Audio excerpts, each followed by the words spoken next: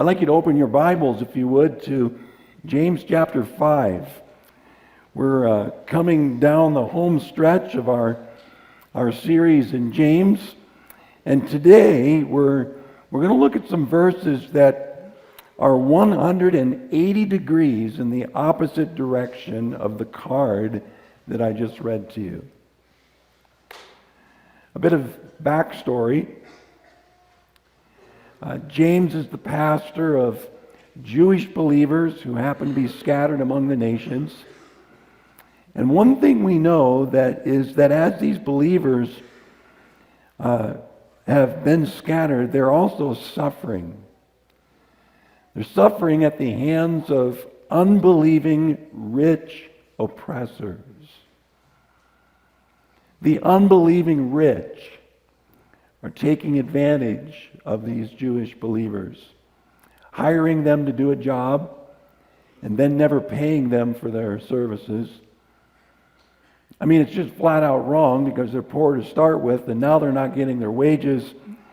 And so while James is writing the overall letter to believers, at the beginning of chapter 5, it's as if James turns to the unbelievers and addresses them, the unbelieving rich.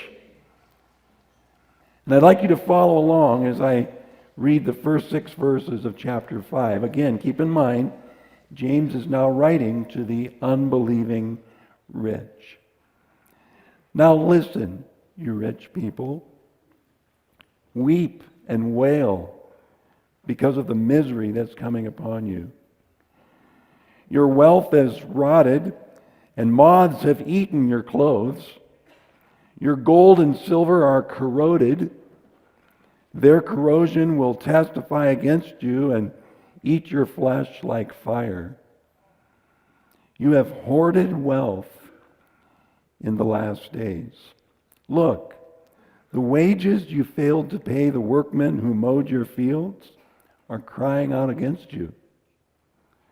The cries of the harvesters have reached the ears of the Lord Almighty.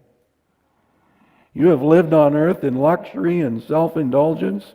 You have fattened yourselves in the day of slaughter. You have condemned and murdered innocent men who were not opposing you. Stop there. Now, that very scenario, that very situation is true around the world. Around the world, in essentially all the nations of the world, Christians are suffering injustice. They're going without. The one place in the world that this is not really happening is here in the U.S., for the most part. Christians are not suffering for the most part, and in fact, are wealthy. Americans are in the top 10% of the world's wealth. And yes, many Americans live on fixed incomes, and I heard on the news here recently that this year there'll be no increase for Social Security recipients, and yet the cost of living goes up. Many factors make it difficult to make ends meet, even in America. But even still, Americans are the wealthiest people in the world. Now, stay with me. Don't check out. A fascinating feature of these 6 verses is what James says about the accumulated wealth of these unbelieving rich. He says in verse 4 that their riches will speak. Riches that speak. Imagine that. I mean, put yourself in their shoes, in the shoes of the rich, unbelieving oppressors. Think of the prospect that your stuff would speak. What would it say? James says that these riches will speak of not the savvy investing methods of the rich, or the shrewd business skills of the rich, or even the sheer disciplined efforts of the rich, what these corroding riches will say in court on the final day is, yes, the one who stockpiled us is guilty because of all the needs of the poor around us. Riches that speak. And then what is equally fascinating is that what indicts the unbelieving wealthy is not the wealth they have per se. They were not being called out by James for having too much. And even for us as Americans, it's not wrong to have wealth. We should not feel guilty about having wealth. David writes in Psalm 62:10, don't try to get rich by extortion or robbery, and if your wealth increases, don't make it the center of your life. So if you have wealth, and we all do as Americans, whether it be material or monetary, David says, don't make it the center of your life. So clearly, wealth is not wrong. And James is not saying that the rich need to sit down and evaluate how much is too much and then get rid of some of it. If you and I were to evaluate that way, we would always be able to think of someone else who has more. And we would give ourselves a pass, right? I can always think of someone who is worse than me. Hitler is worse than me. So I must not be that bad. Or so-and-so has more than I do, and so I must not have too much. James is writing to these rich oppressors, and he's not writing about how much is too much. He's indicting them, rather, for the motives that drive their accumulation. It's not the amount that is there, it's the motives that put it there. Look at verse 5. James 5, verse 5. You have lived on earth in luxury and self-indulgence. You have fattened yourselves in the day of slaughter. You know, it's interesting to me, the further that technology goes with cell phones, it's fascinating to me how it's getting easier and easier to just get rid of stuff that you don't want to look at. You know, so you get junk mail, and at least on my cell phone anyway, you get junk mail and I can just swipe it just to get rid of it. You know? My Verizon bill, don't want to think about it.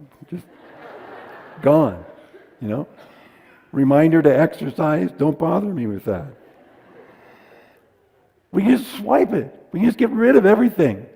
But I want to say to you today, do not swipe luxury and self-indulgence.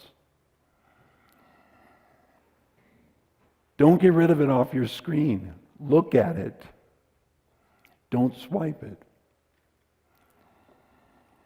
Think of how luxury and self-indulgence want what they want now, no matter the cost. The allure of luxury and the craving of self-indulgence lead to the latest everything and the best everything. Not because we have to have it, but because we can have it. You know, years ago I stopped buying Timex watches because, remember that ad campaign, for those of you who are older? You remember that? The watch that keeps on ticking. I stopped buying them because my watch just kept on ticking, and after years I wanted a different watch. And so I just threw it in my nightstand and I went out and bought a new one. That ad campaign would never fly in America today. We want what we want. We want it now, and we have the means to get it. And that approach to life and consumerism is pervasive. And I too am guilty. James says that these unbelieving rich are not guilty of having wealth, but guilty for their motives in its accumulation. The ability to buy what I want, when I want, simply because I want it and I can. See, that's the fruit of the desire for luxury and self-indulgence. Accumulation for self. And James says to these rich oppressors, you have all this wealth when you actually owe people money. They are poor, and you have their wages that they've already earned in your house. And the wealth you have is corroded, meaning it's been sitting there for a really long time. And the reason you have been storing it up is that you can do with it what you want for you when you want to do it for you. And again, James is writing this segment to unbelievers. But what he's saying sounds a lot like what Jesus said to his followers in Matthew chapter 6. And we're going to look at these few verses together. Jesus is speaking and he says, do not store up for yourselves treasures on earth where moth and rust destroy. It kind of goes to the word corrosion. And where thieves break in and steal, but store up for yourselves treasures in heaven, where moth and rust do not destroy, and where thieves do not break in and steal. For where your treasure is, there your heart will be also. Store up for yourselves treasures in heaven. How do you do that?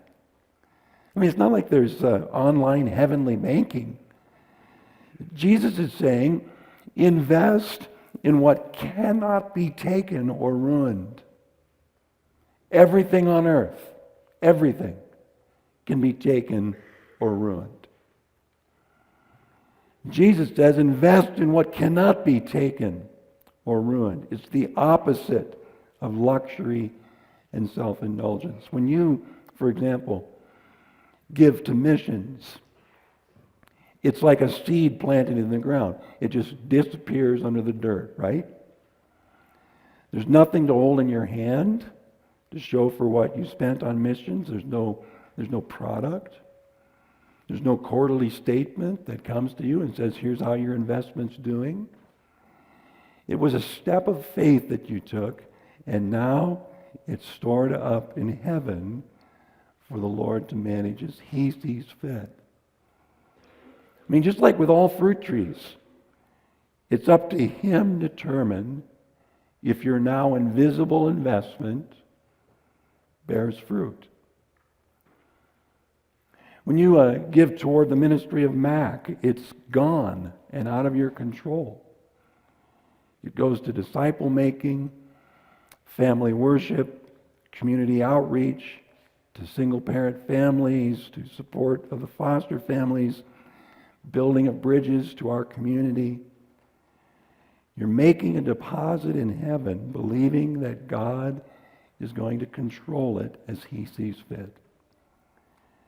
That's storing up treasure in heaven. And it's so important for every one of us to be storing up treasure in heaven, because we can be swept away by our culture. It was very interesting to me. Micah and I were talking this week, and Micah told me something he was learning from Ezekiel chapter 16. And before he showed me, he said, Jeff, think of Sodom and Gomorrah. And what is the central moral issue that comes to your mind when you think of Sodom and Gomorrah's destruction? I said, sexual immorality. He said, me too. But look what Ezekiel 16:49 says. Now this was the sin of your sister Sodom, She and her daughters were arrogant, overfed, and unconcerned. They did not help the poor and needy. I learned something there. At the root of what happened in the Lord's destruction of Sodom and Gomorrah was this commitment to self-indulgence. Arrogant, overfed, unconcerned for the poor and needy, gradually led to the evil where God finally said, enough. See, this is what James is writing to the rich unbelievers at the beginning of chapter 5. He's saying, you are driven by an insatiable thirst for luxury and self-indulgence. And one day, your accumulated wealth is going to testify against you, not complimenting you, but exposing you for your true motives. But the Jewish believers that James has been writing to all along have been sitting there this whole time listening to what James writes in these first 6 verses. And just like you and me, they have been sitting there, like we are today, listening in to what James has to say to them. But then, beginning in verse 7, James turns his attention back to them, the believers who are suffering, who are trying to make ends meet in life. And James addresses them beginning in verse 7. Listen to what he writes. Follow along from 7 to 11. Be patient then, brothers, until the Lord's coming. See how the farmer waits for the land to yield its valuable crop, and how patient he is for the autumn and spring rains. You too, be patient and stand firm, because the Lord's coming is near. Don't grumble against each other, or you will be judged. The judge is standing at the door. Brothers, as an example of patience in the face of suffering, take the prophets who spoke in the name of the Lord. As you know, we consider blessed those who have persevered. You have heard of Job's perseverance and have seen what the Lord finally brought about. The Lord is full of compassion and mercy.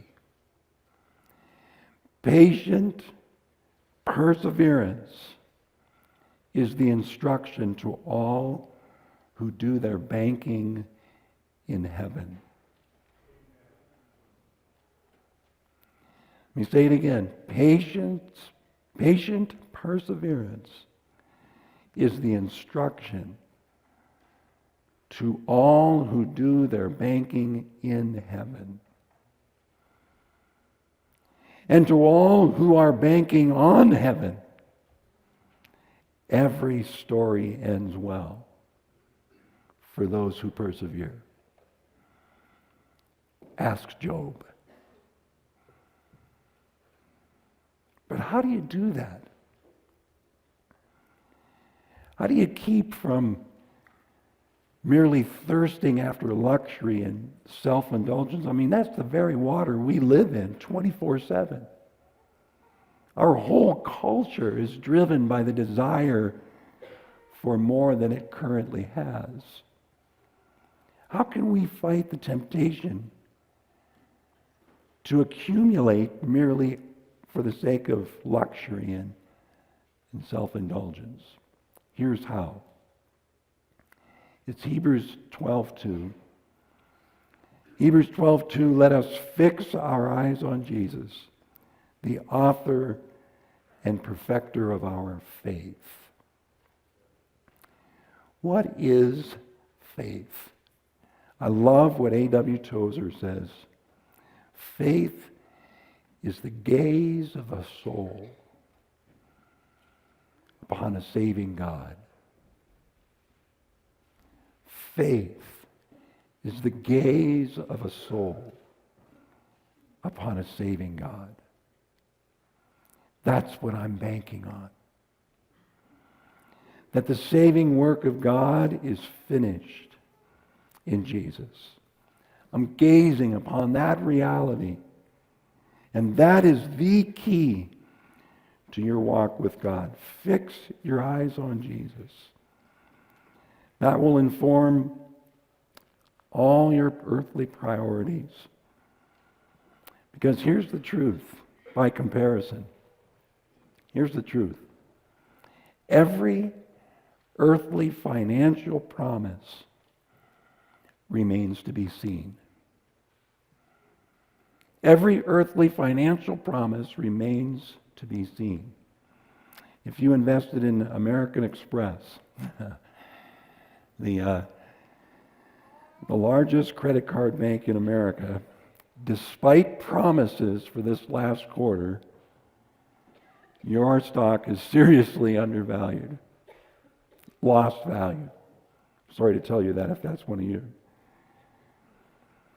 Why? Because despite promises,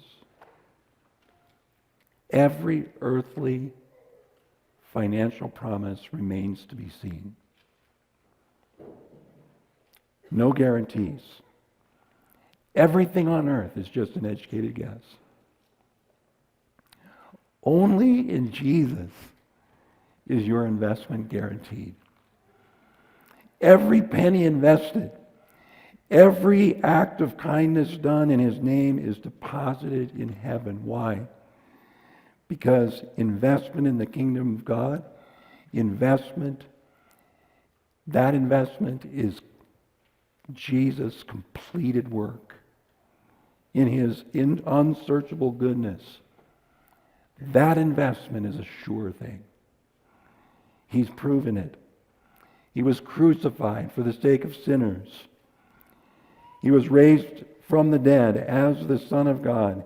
He is now at the right hand of the Father on high with zero threat to that position. He is the victor. His purposes are accomplished, and you can bank on that. I want to encourage you with that today. As you look to Him, as you trust Him, as we sang earlier, my eyes are on you. Keep your eyes on Jesus.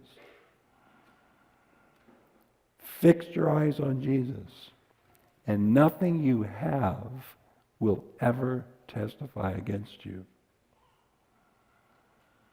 Be patient. Persevere in whatever circumstances you encounter.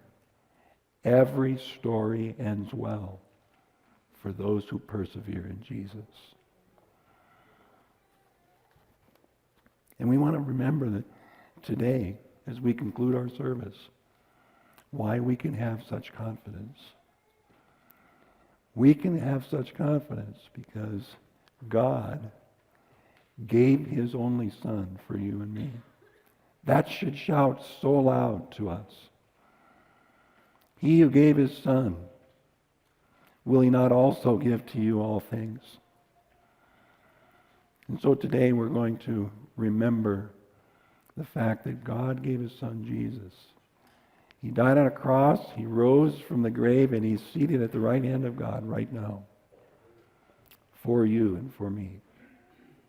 I'm going to ask Robbie Severson to come and join me, and we're going to ask for 12 of you to volunteer today as we partake of the communion elements, representative of Jesus' broken body and shed blood. And this time is for believers. By participating in communion, you're declaring that your faith is in Jesus for right standing with God. My faith is in Jesus. And so we invite you to participate if that is the case. If you have not placed your faith in Jesus, you can do that right here, right now. It's by simply saying, God, I believe. And I surrender my will to yours. I surrender my life to yours. Come, be the Lord of my life. I acknowledge you. You can do that right here, right where you sit. And you can participate in this time. And I would invite you to do so. But we're going to ask for 12 of you to come. 6 to stand with me. 6 to stand with Robbie. And in coming today, I would like simply for these criteria to be present as you come. You would be saying today, number 1, by coming, my trust is in Jesus alone for right standing with God. And number 2, I want to keep my eyes on him. I want to keep my eyes on him. 12 of you come as you feel led, and we'll wait until you are here.